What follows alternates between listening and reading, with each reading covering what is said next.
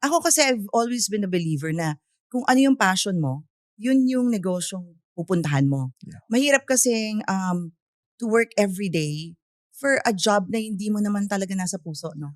And ever since I was young, I've always loved photos.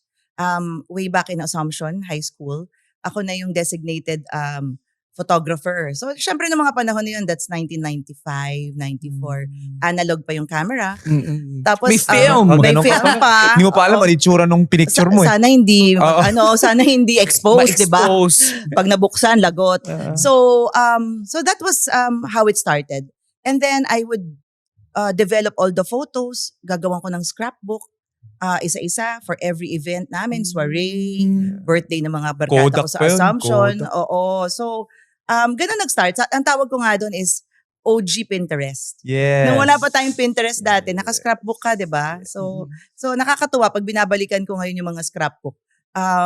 Ganun, the creativity is there, but the memories remain, di ba? Yun pa rin yun eh. Ano mang format ang pictures mo, basta na-capture mo, talagang magbabalik ng so many memories for you.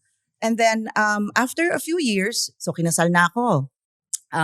Syempre, as a bride, na in love ako sa weddings. Nakakatuwa ang weddings eh. It's a very happy industry. So, after that, yung negosyo namin ng boyfriend ko pa lang, no, bago kami mag-asawa, was Konica. So, that was the kalaban of Kodak.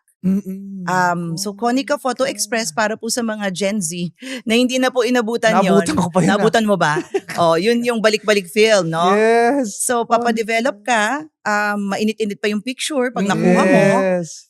That was the first franchise that we ever got into. Yun yung excited kasi bibigay sa'yo. Parang pagbukas mo nandun lahat, no? Tapos excited ka makita yung mga nakuha Tapos mo. minsan multiple kasi. Oo, nakakadikit-dikit pa yun eh. Tikit pa, mainit-init eh. Oo. So, yun ang first business natin. So, again, nasa industriya ng photos. Tapos, nagbukas din kami ng Video City. So, nakakatuwa. Video Para Grabe, siyang Video photo City. and video talaga.